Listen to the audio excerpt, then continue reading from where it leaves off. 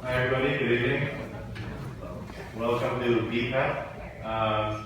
So Berkeley, my name is Jorge, and I'm a postdoc visiting scholar here, and I'm the chair of BPEP. So if you guys haven't been to our events, BPEP, Berkeley Postdoc Entrepreneurship Program, is a program that holds events every month. So this is the first event of the year, and it's being done on Thursday, but not the last Thursday. But typically, so starting from next month, the event's going to be on the last Thursday of the month, same time, at 6 o'clock. And then there's always free food and beer. But do register on the Eventbrite, okay? That way you can get the food beforehand and so forth and so on. And also, don't forget to show up after you register. Where's the beer? The beer for today will be after the event. It'll help with the networking and asking all those questions. Okay, so several announcements. So BPEP right now is basically built off of you guys, of the interests of what your interests are. So for example, some of the talks involve about how do we move our inventions from academia into business. That's one. Two is, for example, how do we take care of the patents? Do we want universities involved? Do we not want universities? What do we have international partners? How do we take care of the patents? How do you choose your co-inventors, co-partners? How do you choose the people? Are they all supposed to be scientists? Or one business guy, one law guy to make things even? How do you do that? That's another session. One of the sessions will be all about pitching, asking for money, which is very, very important for any startup. So one session will be on pitching for events for pitching for money from angels and VCs. And another one would be applying through government funding. That's another way, where you can actually get free money without any ties to having to give equity. So these are some of the topics that we will discuss. And today's topic is for internationals, because we're aware that about 50% of postdocs and visiting scholars here are actually international. And visa is definitely a big thing that we want to tackle. So if you're interested in this, please come every Thursday of the month, same time, same way, free beer. And if you want to be more involved in choosing the events and coordinating many things, networking with the speakers, getting speakers, please contact me because we are recruiting right now for several vice chairs on the board. So you can email the BPEP website, BPEP at UCB.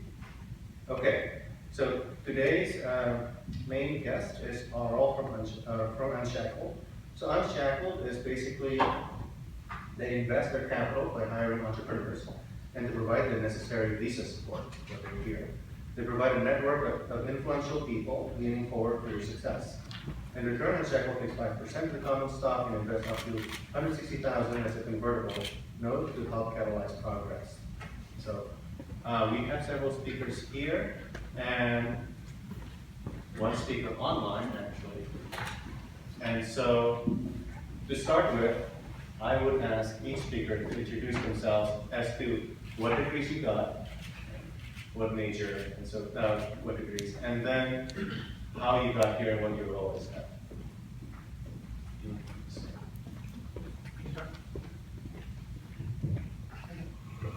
Can you guys hear me?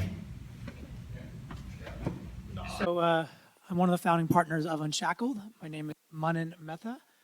I'm probably the least educated person at this table, and frankly, probably in this room.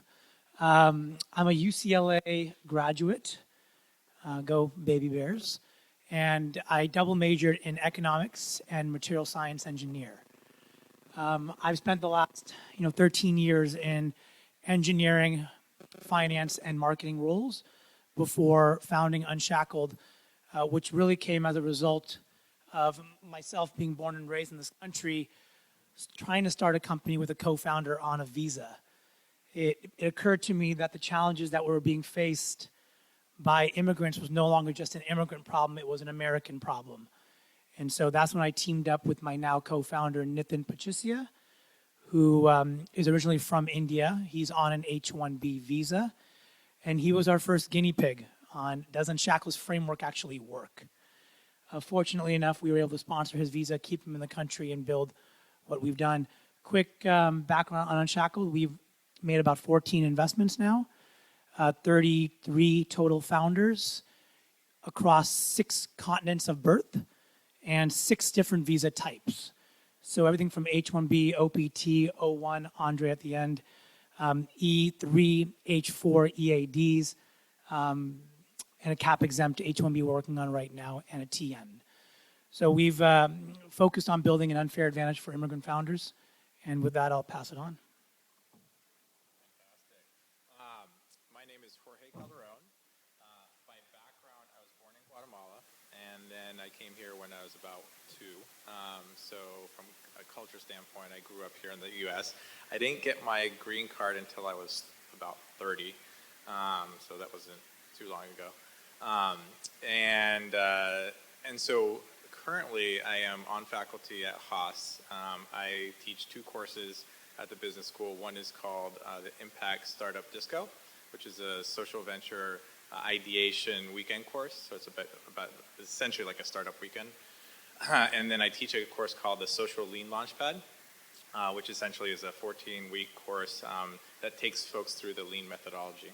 Both of my courses are interdisciplinary, so we have Haas students, and then we have students from other departments, engineering being one of them, and then depending if we have some thematic areas, they tend to be kind of education or natural resources, et cetera. So we have students from a variety of backgrounds. I'm also a fellow for IBSI, which is out of the business school, which is the Institute for Business and Social Impact. So I'm deeply embedded in the social venture community here at Berkeley. But this is only my part-time gig, even though it sounds like a lot. I'm actually a founder, so I'm the founder of a new company called Carett. That's care with 2 T's. And we're essentially we're a college-to-career software company. The best way I can illustrate this is, you guys are postdocs, but I think this might still apply. Raise your hand if you are 100% sure of what you want to do after you finish your degree here. Okay, so there's 1 person that raised their hand. Thank you for proving my point. Oh, 2. Okay, great. Oh, well, there's that. So essentially, our platform provides students, whatever, undergrad, postgrad, et cetera, a way to understand more about the opportunities that they have by interacting directly with the employers in kind of a fun way. I can't really get into more detail than that because we're still in stealth, but essentially it's creating higher engagement in order for more information to flow so that by the time you graduate, you actually know what you want to do. I know that sounds crazy, but the idea here is that instead of dating after college, you date during college what you want to do, right? So it's an inefficiency afterwards. From the standpoint of my background in terms of schooling, I'm an MBA. Actually, I have 2 masters, but more pertinent, I'm an MBA from Northwestern. I got my undergrad at Michigan.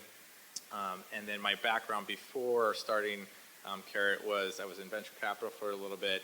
I did management consulting, and I did banking. So a little bit of everything. The last thing I'll say is I've been involved in kind of like the diversity movement in Silicon Valley and kind of nationally at large. I started a program called Springworks about 7 years ago when it was less topical and interesting than it is now. When I asked venture capitalists to care back then, they would say no. Now it's like a different story, right? Everybody wants to get involved. But my whole idea at that point was to bring more minorities and women into the entrepreneurial sector. And that included folks from the U.S. as well as outside the U.S. So that's kind of a passion area of mine. So I'm very happy to be on this specific panel to provide the insights that I've been able to see through that specific program as well as all the other endeavors I have. So thank you. Hi guys, my name is Andrej Danko. I'm from Slovakia, and you could name me as an entrepreneur at this table. I got the entrepreneurial bug in 1996 when I was sitting with my cousin who is a US citizen and who was a classmate of Jerry Yang who founded Yahoo. And we were sitting in Slovakia back in 1996, and she was like, why don't we make Yahoo for Slovakia? You know, and I was like, yeah, that would be a great thing. So we wrote the business plan, but we never actually got into the execution of that. I was still, you know, at basically high school, and, you know, I had other priorities. So it waited for me almost 15 years until I got to entrepreneurship where I am today. So I studied computer science. I got my master's and PhD in computer science. I worked for large corporations like SAP, built globally their business for small and medium businesses, run the product and engineering.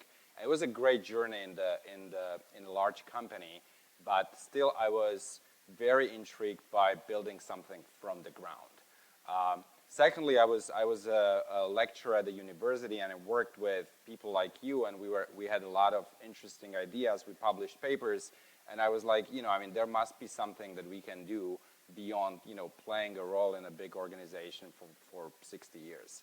So I actually quit SAP, and I got an offer to come to MIT and study entrepreneurship through their Sloan Fellows program in Innovation and Global Leadership, which is a one-year mid-career MBA program, which I completed in 2014. And I focus on entrepreneurship. And when you get to mid-30s, it becomes, you know, really harder to adapt yourselves.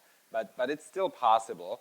But I never imagined that the biggest problem that I will have to start and run a company is going to be the visa issue, you know, and that has become the nightmare that I had alongside of all the things and challenges that entrepreneurship actually brings. So we founded a company in Boston back in 2014 called Shortlist. We're trying to displace executive search and recruiters and bring senior level hiring online by connecting companies directly with talent. And we had a great ride until, you know, we hit a point, well, you know, I need my visa and what I'm going to do. So thanks to Unshackled, we were able, I was able to get my O1 visa, and we were able to get investment and support, and actually operating till today very successfully. So there is always a path. It's just matter how persistent you are in pursuing the path. And I think some of the experiences that I have, I would love to share with you if you have any questions.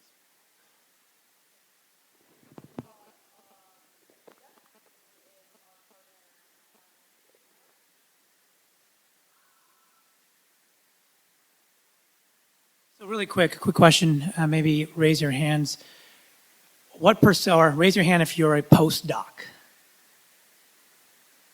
Okay, so about 20%. PhD students, another 25%. And then how about master's students? The balance undergrads? Great.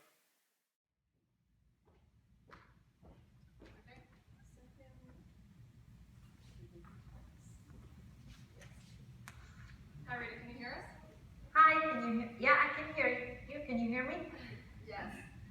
So we just did intros, and students are here, and we just wanted to kind of ask you a little bit about your background and how you got to do what you're doing today.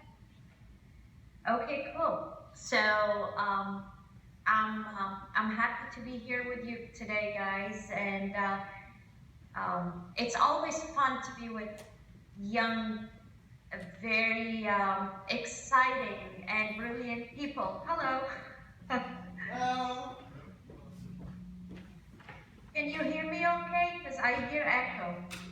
Yeah, no, we can hear you fine. There's no echo in the actual room, so. Okay, cool. All right. So I've been doing immigration law for over 5 years now, and I am an immigrant. I came to this country not as a student, but I ended up being one years later, and I went to law school and I got my law degree, and my passion was always to help entrepreneurs and immigrants because I do relate and I know how hard it is to actually be able to come here and stay in this country and build the dream that we all want to build. So I work with a Serotte law firm. I'm sure a few of you have heard of Michael Serotte already.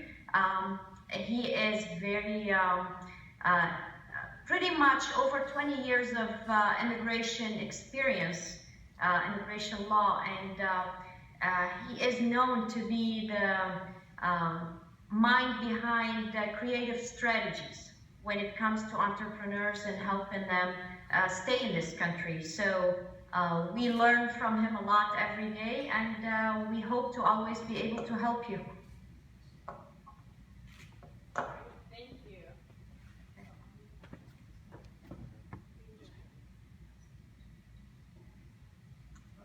Thank you for the answers. So, if you're a postdoc with a J1, what are the possibilities for starting up a business in the US without having to get hired by a third company first? So I think we'll let the immigration attorney talk about that. Let me repeat. Let me repeat the question. Um, can you hear me? Okay. Yes. Okay. So if there's a postdoc with a J1, what are the possibilities for starting up a business in the US without getting hired by a third company first? Okay, so what you need to do is first form the company and I'm assuming you're gonna have a co-founder? Yes? Yes. Okay. So pretty much what you can do at this stage is form your company, have a bank account, start negotiating with people, investors, business people that are related to what you will be doing, and you know they'll be helping you. But mostly what you need to do is keep all daily activities not related to you personally. You cannot negotiate and create contracts on behalf of the company. You can do a lot of oral negotiations, you can do fundraising, but don't advertise yourself as someone who's active in the company on a daily basis. Have somebody else do the actual work for you. Does that make sense? So one of the things that I'll add to that is, obviously J1s pose a unique challenge. Some of you, if you're on a J1, may have to return back to your home country for a couple of years. There's a lot of stipulations associated with it. I know Berkeley, as an example, has provided, in lieu of J1s, an H1B, something called a cap exempt H1B. Are any of you folks on an H1B here? None of you. Wow. Okay.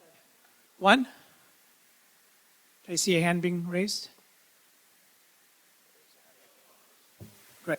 So it is, there is this ability for a university to give their researchers a visa called the H1B, which is cap exempt. The only difference between a cap exempt H1B and a J1, to be just kind of tactical about it, is that H1Bs have an associated prevailing market wage, which is why a lot of universities don't do that. It's a minimum wage that they pay you, and they typically don't get excited about paying you more. That being said, at Unshackled, we recognize that there's two different type of people that could benefit from a cap exempt H1B, one being the J1s, other being folks that are on OPT and don't get the good fortitude of winning the lottery or getting an O1 visa. Andrej is a great example of OPT converting to an O1. That's not always the case. Whether it be you're 24 years old and don't have a resume that can substantiate extraordinary capabilities, or it's just a fact that there's a adjudicator that doesn't like your application and denies you. A lot of things can happen. So one of the things that we announced back in October of last year is a partnership with universities to enhance the cap exempt H1B, meaning Unshackled provides the venture funding, the resources, both of the founders as well as the university, to grow the opportunity of that cap exempt H1B. So we're actually working on one right now with the University of Massachusetts, where part of our funding will be given as a grant or a donation to said university, who will then hire our founder on a cap exempt H1B. That keeps him in the country. It is cap exempt, meaning it's not part of the lottery. It's also not part of the annual timeline. So April 1st has no relevance whatsoever to a cap exempt H1B. It's a great opportunity to keep America's talent here, or those that are educated by American dollars here. And we are firm believers, whether you are somebody that's running out of your OPT timeline or somebody that's on a J1 needing to convert into a work authorized visa, that if we're going to invest in you, we will find a way to invest in you. So, really what this allows us to do at Unshackled, and, Rita and Michael are our attorneys who have been quite instrumental in creating the right legal strategies and framework, is to really tell you guys in the audience that if you're on a visa and you want to start a business, just convince us to invest in you. And we'll take away that that barrier. There's not a visa that we haven't been able to address to date, and I hope that that remains true going forward.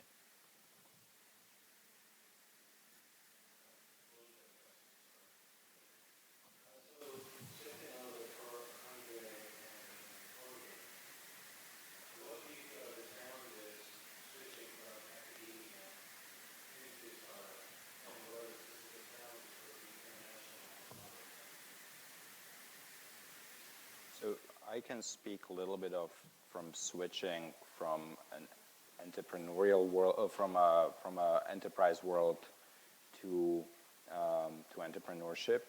In an enterprise world, and maybe it's similar in academia, you have a very specific role that you fulfill. Versus when you start a company, you have to become a much more generalist. So it's literally that 2 hours a day I'm coding, 2 hours a day I'm talking to next set of investors, 2 hours a day I'm trying to hire the next talent, and 2 hours a day I'm firefighting, and the next 8 hours a day I do other stuff. So I think this is something unique that entrepreneurship, and especially when you start a new company, has, and you need to just be able to face that, to be persistent. 50%, and I don't know who said it, I think Steve Jobs, 50% of success is really persistence, because you will face a lot of challenges, and if you're international, on top of it, it's the visa challenge. I was working on the O1 visa for 9 months. I got 26 reference letters. My document was 1,000 pages, and sometimes you are like, shit, I'm not going to give this.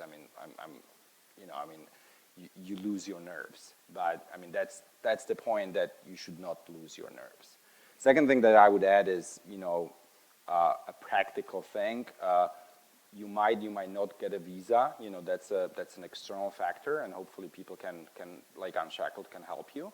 But try to hedge your options. If you find a co-founder that is able to stay because he or she is on a green card, or they are permanent resident in terms of citizenship, it's the way how you can hedge an option that maybe you need to go for some time abroad and run the company from there. But the company is the primary thing. So my 2 co-founders both are permanent residents, and we built a small team also in Slovakia that helps us with R&D. And if it would be the worst case, I could have gone there, and the business would not be that much affected. So try to really think how you can hedge your option, that you can be actually away, and try to think that up front. So, so since my role here at the school is as a practitioner, so I'm faculty that comes in and out, right? So my appointment isn't permanent per se. So my vantage point around academia and entrepreneurship is a little bit different than folks like yourselves who are currently in academia, maybe doing research as a postdoc, et cetera. But I can tell you from my interactions with the field and some of my peers, the challenges tend to be the tension between what you're doing for this university or while you're here in the university and what you want to do or aspire to do that might be outside of the construct of that specific research or the specific things that you're held accountable for. And being able to, one, be able to figure out how much time to spend on either, right? 2, if it is similar, then you have issues around tech transfer. Who is the IP? Who owns the IP, et cetera, right? So if you're obviously, most of you know the limitations potentially that come about if you're using if you're using the school's systems and time, that it becomes domain of the university, and then there's a certain percentage that they take, right? And I'd say, so those are some of the kind of the tactical things. I think the practical matter also is that a lot of academics become very solution-oriented. So you come up with some really fantastic thing that has spent a lot of time, you've spent a lot of time hypothesizing, testing, and ultimately coming up with something that's interesting. However, to put it into the market, you haven't actually thought through, or folks haven't thought through, what problem you were actually going to solve, right? So what ends up happening for a lot of academics is you have this fantastic IP, but you really don't have a business model that surrounds it, and you also don't have necessarily the problem that you're really trying to solve. And so a lot of times academics end up chasing a problem with a solution that they have, and they try and hammer the solution into the problem. So that's more of a practical matter, a strategic matter of whatever you're working on, can you build it into an entrepreneurial endeavor given the narrow focus of the solution that you've developed based on the research. So I've seen be kind of a big challenge. And one of the ways that I think people actually can circumvent that or overcome the challenge is to work with other folks from different departments. And in some cases, whether that's the business school or somebody that has more kind of operations background, you're then able to take what you're doing and construct or wrap around that an actual business model, which is really super important to take something forward, right? So from the challenges of an academic, from the challenges of postdocs, those are kind of the things I've seen from some of the peers that I've worked with. The one thing I'll add is I think Andrej can probably talk to this more specifically about Shortlist, but I thought one thing that they did very uniquely was they had a set of advisors that were tied to the company that were non-academic advisors. I know between him and Ryan, they had probably a lot of MIT folks that were instrumental in the early days, but they also went to the private sector to find such advisors. And I think that played a big role in their early successes, and it probably helped bridge them taking it out of a university thought process. And obviously this is not a research project, they were doing this on the side, but I think it was a good move from their end, and also a few of the applications. And by the way, I recognize a few faces in here right now. I saw your videos, so thank you for that. But I think it's important that you look outside also the university, especially those that are working heavily in research. I think professors are great. I think they teach very well, but it's also important that you get private sector influence because the business opportunity and the research opportunity are very different. Yeah, maybe a couple of points. I think what is really important is complementary skills of the founding team. So if you are the top postdoc in something or great researcher or somebody from the business school, try to pair up with someone who has like the same mental like vision about what you want to do, but who is very different in terms of the skill set, because that becomes really valuable when you actually build and drive the business. So you can pull each other, and you can learn from each other. So that's really a key point to assess when you start a company. And the second thing is, as Manan mentioned, getting an advisory board and starting at the university. One of our advisors is a university professor, and he's the world expert on referral recruiting, and he's amazing, and he's obsessed with what we are doing. But getting out there and actually getting advisors who could potentially be your customers is really, really valuable, because they will open your eyes. And last but not least, you can already experiment with, like Jorge said, at school. There is a class taught at MIT, which is iTeams, that actually goes and looks at what the different postdocs are doing, and then brings the people from the business school. And one of the things that they have to do during the term is find the business opportunity, the problem, and the fit for whatever the researchers are doing, the PAs, to the real world. And I have seen several companies, emerging out of this. Like just recently at one of the conferences, I met this guy and was like, "Oh, you're doing this thing?" And yeah, I was talking with someone 2 years ago who was actually working during the items on the project. So it's really, really important that you start already early identifying those complementary skills and trying to bring them, because those bonds that happen here are really important. Okay, so I think a lot has been covered. Why don't I open it to the floor?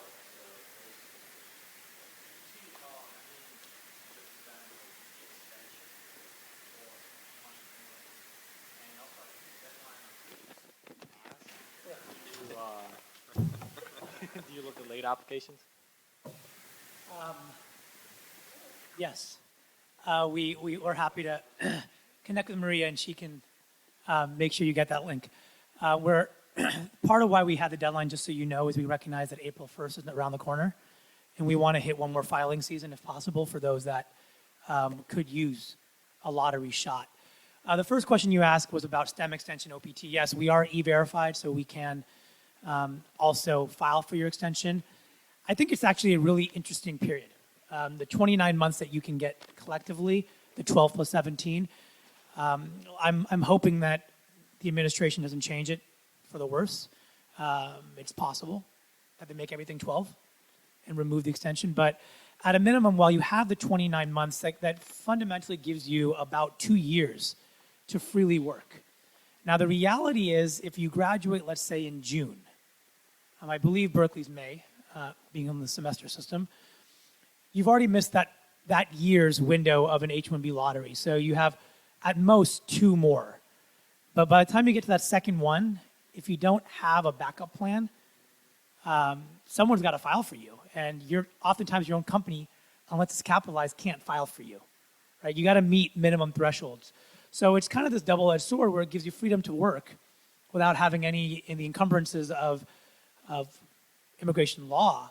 But the reality is, I think you only have one opportunity to do it on your own, and that's the following year, because once you pass it, you got to get a job and someone's got to file for your lottery, right? So we obviously use it to our benefit. It gives us a few shots on goal.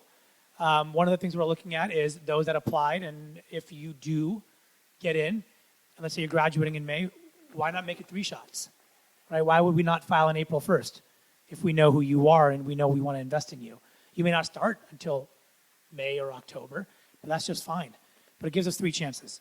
So I think it's a great opportunity, and you can start a business, incorporate it, open a bank account, do a lot of great stuff while on OPT, and then extend. Yeah, so we will. Part of what we do, and maybe I'll back up just for a moment. Unshackled looks at 3 problems that we solve. One is the immigration challenge. It's kind of the front door. Number 2, we have 80 investors in the fund. Andrej has met a handful of them.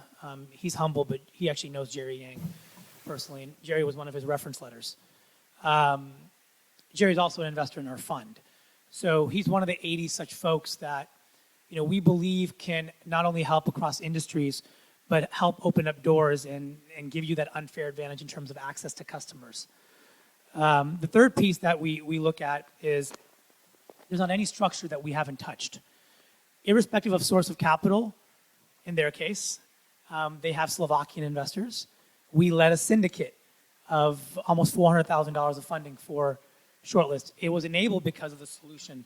So as we look at those 3 components, immigration is not a problem, industry is not a problem, and structure is not a problem. That's what we look at solving. But to be specific about your question, part of what we recognize is that if you're a significant shareholder in your own company, that company cannot file for your green card. It's a weird rule.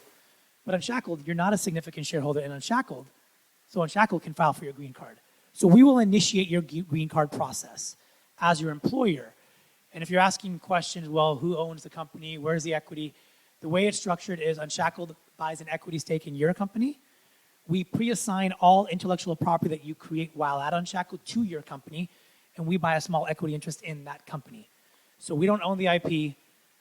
We don't contract you out, but we sponsor your green card and your visas.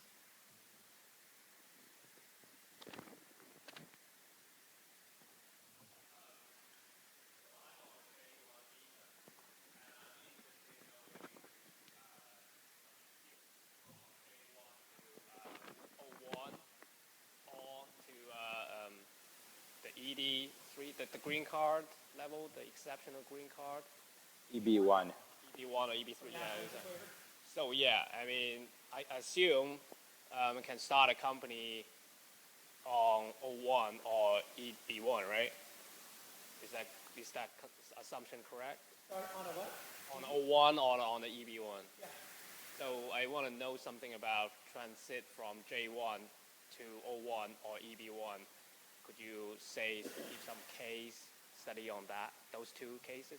Yeah, so I think the reality here in immigration law is that it's a case-by-case situation. Your country of birth matters, unfortunately. And not to get into specifics here, because I don't think that's a productive use of time, but the best way to look at it is we look on a case-by-case basis. We look at the country, whatever contract you have, and then we work with immigration attorneys to kind of make it happen, right? And so that transition, I just talked to a gentleman out of MIT earlier today who effectively is filing for the national interest waiver, right? To go from a J1 to an NIW. That gives him a green card right away. He's got the credentials, he's got the background, he's got the white paper, the research, the extraordinary capabilities. In lieu of that, the other transition is go to a cap-exempt H-1B. And again, that has to be a case-by-case evaluation, and I would typically defer legal guidance to legal professionals. But from our case, we're working on one right now. I don't want to give too many details because, again, it is unique.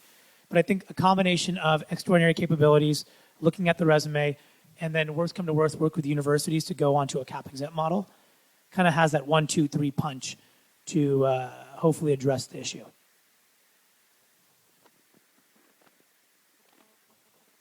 So maybe a comment from my experience that everything doesn't seem so bright and shiny. So I filed originally for EB1, which is directly green card, with unfortunate set of lawyers, and due to different coincidences, my petition was denied. So it is very, very tricky, and it's very subjective based on what officer you actually hit.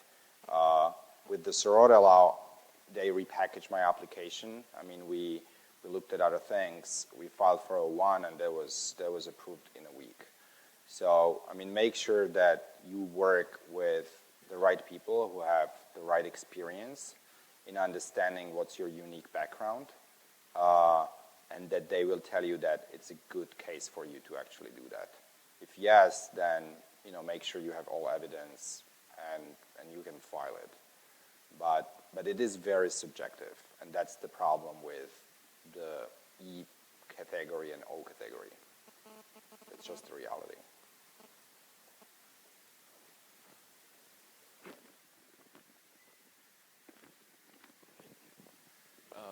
So I hope this is not too specific, but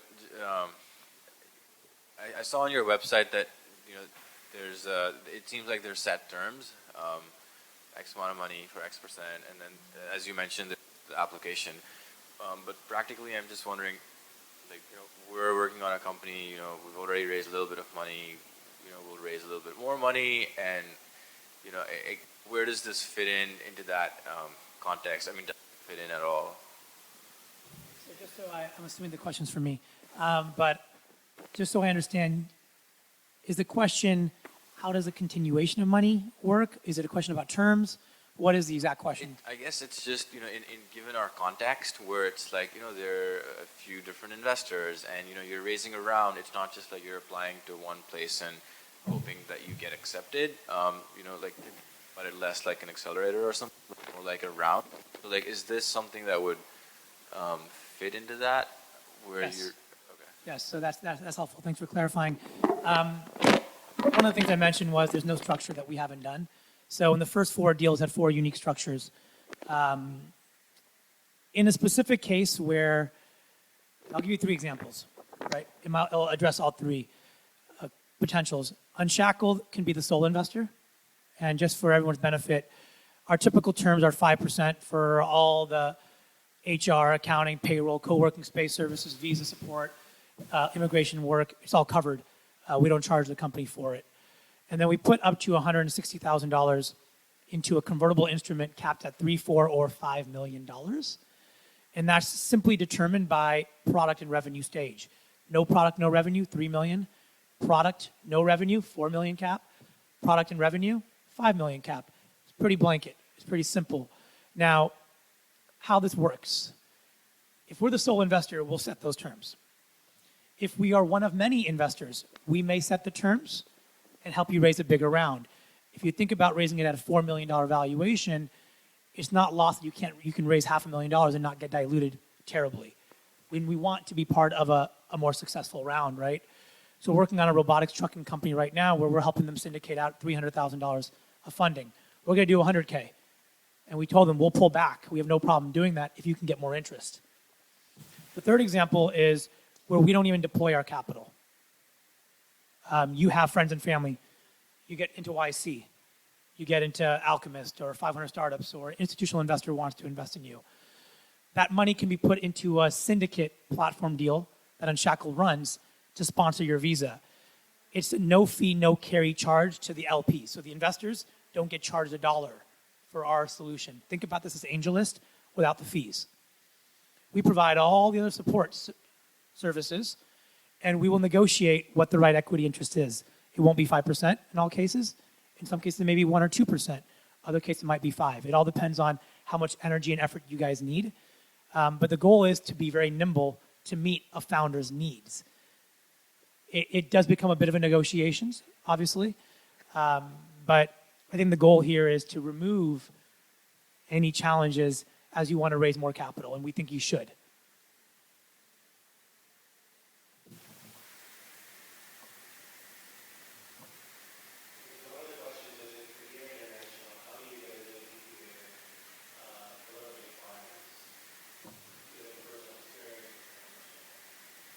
How about Andrej answers that? Well, it's a lot of hassling. So, I mean, the good thing about Unshackled is that they understand the problem of the international entrepreneur or an immigrant entrepreneur. There are many accelerators that just don't get it, or don't have the experience. So, I mean, they expect that you are on a visa or see that see it as a risk. So you need to very well articulate how you're going to, run the company and build a company in case you don't get the visa. And that's what I talked at the beginning about, hedge your options, have a plan B in case. Other than that is, first of all, have something that you can show that you can build, or have some invention that can interest a potential investor or an accelerator. You will not just get in with an idea, unless it's a brilliant idea. Which, if it is, you have something tangible, but you should have something tangible. And secondly, even more importantly, it's really about the team. So do you have the right folks and what it takes to actually build a company? And it's really about the persistence. So are you capable, go through all the obstacles, including the immigration obstacles? Because there will be bad times and good times. It's like a roller coaster drive. And do you have the complementary skills to actually build a company? Obviously, you can outsource a lot of stuff. You can't have all the knowledge, but do you have the core competencies that differentiate you from anybody else who would be tackling that particular problem? So I think that's the two key things that investors look at, and you can confirm or deny. I think, too, something to consider is that these external independent incubators are a pathway, and certainly most of them are very well regarded. But the nice thing about the position that you all are in is that you have all of these resources that are on campus or on other types of campuses where you don't have restrictions based on your background or based on your visa. So at the UC system level, there are accelerators. Like right now, I am a faculty member of Launch. Have you guys heard of Launch? Okay, great. So we just had our boot camp start today. We have 20 or so companies. They're from all types of UC backgrounds, including alumni, as well as people that are in school now. There is no restriction on if you're here on a visa or not. And so you get to go through an accelerator experience and improve upon what you are developing. But it's in a way that you don't have any of these barriers and challenges, right? And you don't have to give up equity. There's things that you could do. For instance, is anybody tied to the Blum Center? Does anybody know what the Blum Center is? Blum Center? Okay, great. So a few of you. So they actually have fellowships and programs for researchers who want to stay here and do entrepreneur endeavors through their innovation program. And I think they have ties to USAID and something called the Div Lab. And I think that's another way, especially if you're thinking about developing countries and poverty and supporting those types of social ventures and social enterprises. So there's a whole host of things that you could do here and in Stanford and anywhere that you don't have these limitations. And you can pursue and push things forward while you're getting all of your paperwork, or you're trying to just get enough traction to be attractive for the next stage and set yourself up for success. Yeah, I think that's a really important point, and not to belabor this point. A founder's job is to get as many resources fighting for them as anybody else's. Right? That's your most important job. And one of the things that we look for, and I think the question was, what are the criteria? One of the things we look for in our evaluation process, and some of you in this room might go through, if you're interested, is can you garner the support of influential people? We'll put you in front of people. We have investors that are pretty well known, and we use them to measure your aptitude as a founder to surround yourself with an unfair advantage. Because what we are bringing to the table is that, right? We don't have the answers. We don't guarantee success. We're typically first money in, and it's at a stage sometimes where there is just a PowerPoint and a business plan. We've invested where there's revenue in Shortlist's case. It all depends on, kind of a variety of factors, but what we look for is that intangible passion, which is measured by how good are you at getting people to trust you and believe in you and give you their free minutes. That's the difference between success and failure in our eyes, and we kind of evaluate teams on that merit.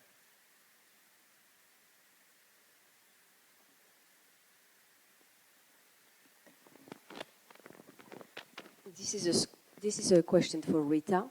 Rita, you briefly mentioned very quickly before about a process that you're going to be suggested about, because everything in life and times is about processes. You suggested that if we are not academics, we are just eventually here, we want to set up a company. I understand that everyone is in a very different, situation, but nevertheless, what I understood, can you go a little bit more in detail without necessarily spending too much time about setting up that idea of setting up a business? Let's see that we don't have a co-founder that is a citizen here, all right, but you just want to set up a company. How do you process in these 1 or 2 years, as far as understood, to make sure that after 2 years you can eventually maybe have a visa, yes or not? And what do you mean by make sure that you don't enter into a contract on your name? Does it mean that we can contract someone to do that in our behalf? Can you be a little bit more specific about that?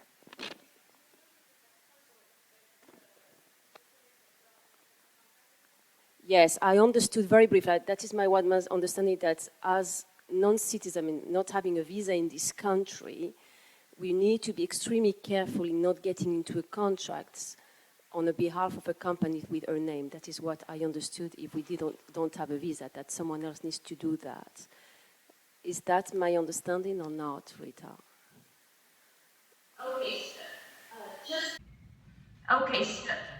Just to sum up your question, pretty much what you're asking for is to understand what contracts and what business activities you need to stay away from, correct?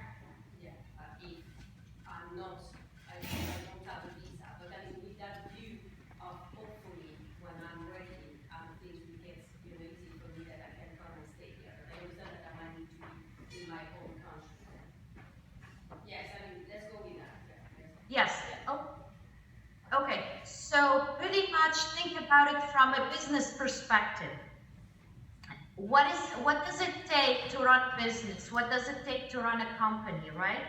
So first you're gonna form the company, you're gonna hire employees, you're gonna pretty much negotiate with third-party suppliers, you're gonna negotiate with investors, you're gonna try and buy product, whatever it may be, to build your product, or anything that you need to deal with IT people. I'm just throwing general terms here, but from a general business perspective, what does it take to run a company day to day, on a daily basis? This is what you need to pretty much act behind the scenes. So when I talk about contracts, when you're hiring somebody, an employee, do not sign his or her contract. Let your co-founder sign it, Of course, you're gonna sit with this individual, you gotta communicate, you have to ask questions, you have to make sure it's the right individual that will fit the position.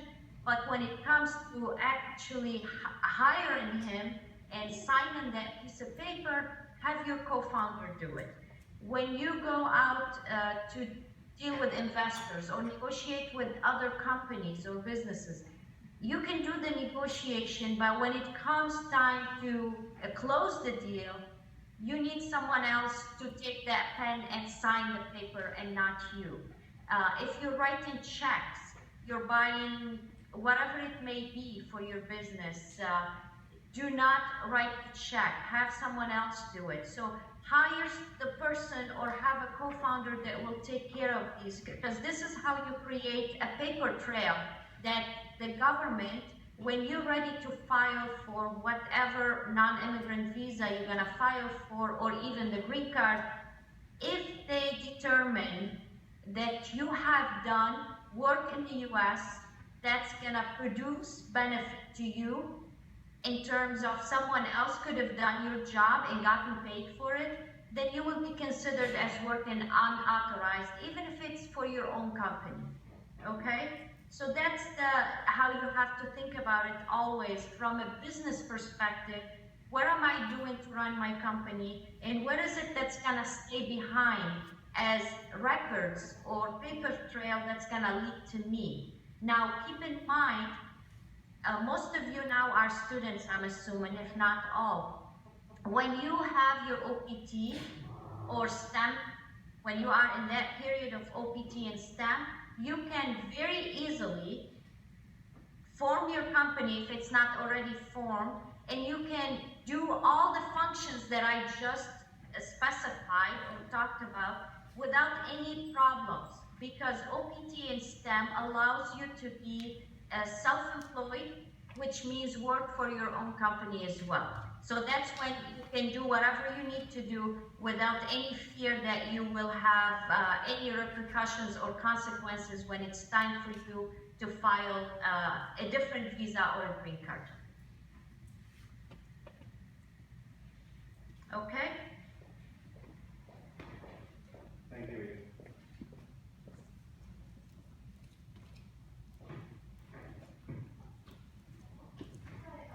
Just a follow-up with Rita. So for full-time students, so are there any limitations on funding your own company? Limitations on founding your own company as a Full-time student. Full-time student. No OPT. limitations on founding a company as a full-time student. Is there any?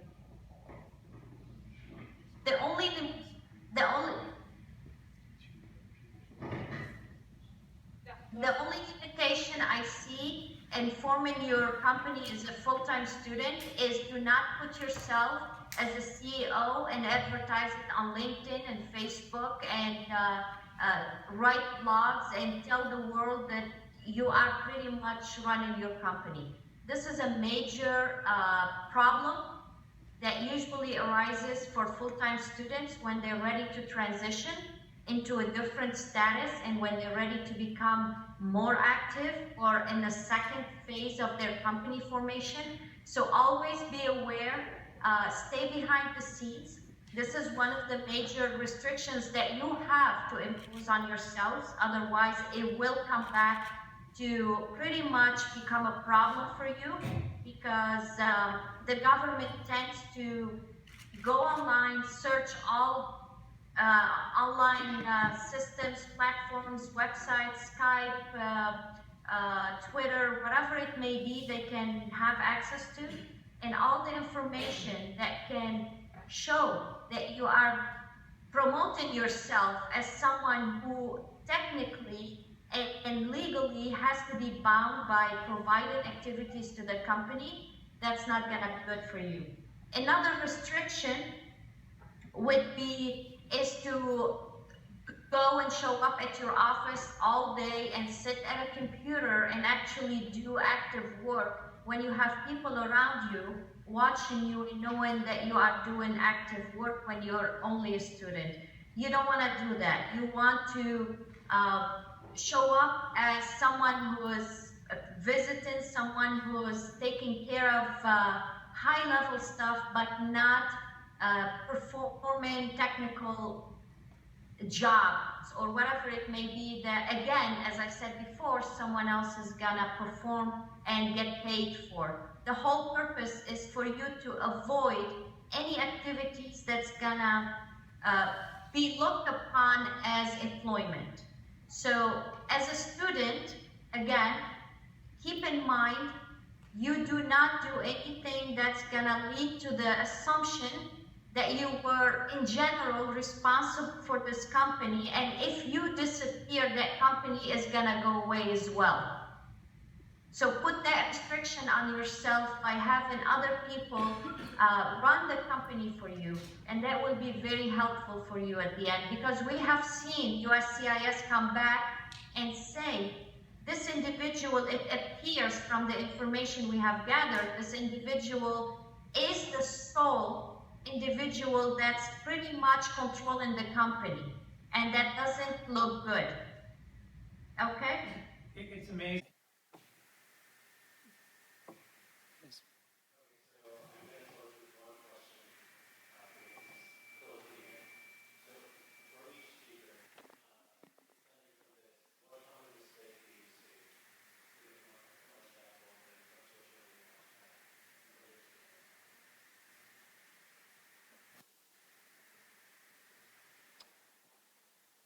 I think, I can speak from my experience, the biggest mistake was to underestimate the situation. I never thought that this is going to be such a challenge, and it was one of the largest challenges. So make sure that, you get the right information, you speak to your peers, you speak to someone like Rita, and, line up your options. And line up them as soon as possible and start working systematically on it. So I started working on my EB1, still when I was at MIT. It didn't work out, but I still had like 7 months to figure out something else, and eventually the O1 worked out. Have I started later and it wouldn't work out, it might have been a problem. So make sure you start early on and you have, several options.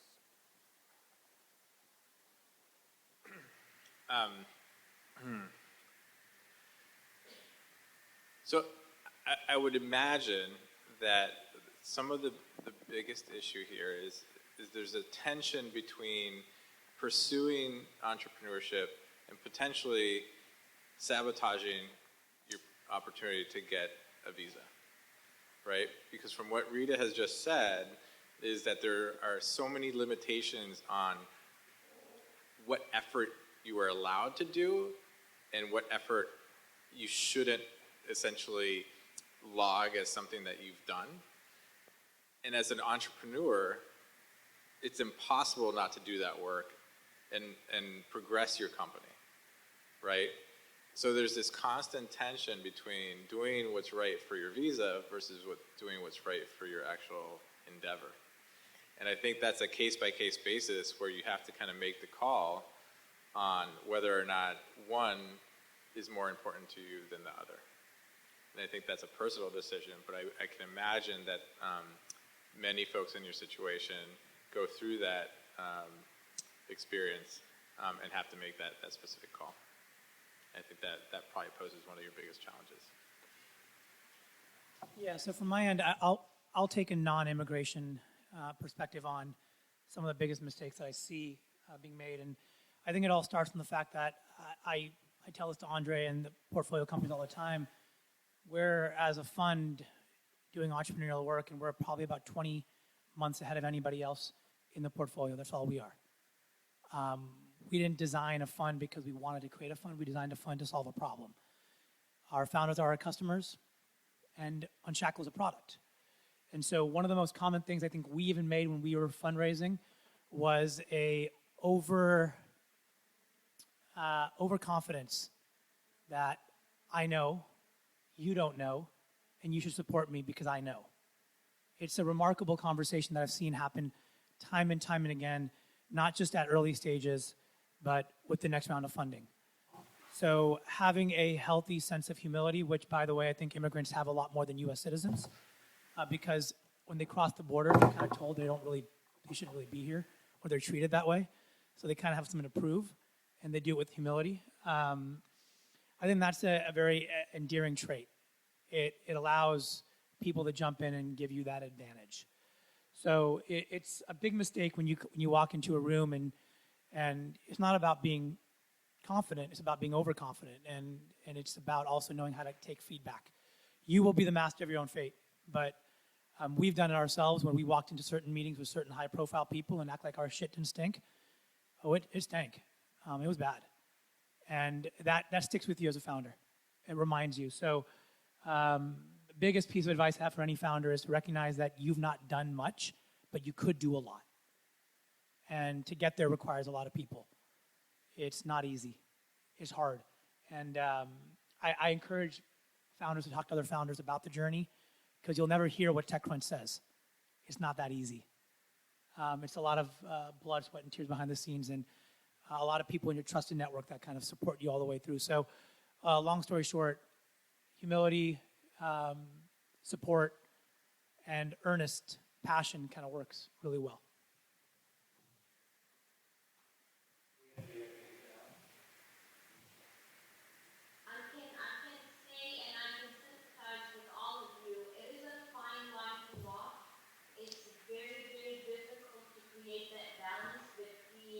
The desire to move your idea into a real concept and be very aggressive and market yourselves out there, and then also preserve your situation, your position to be able to be granted a visa.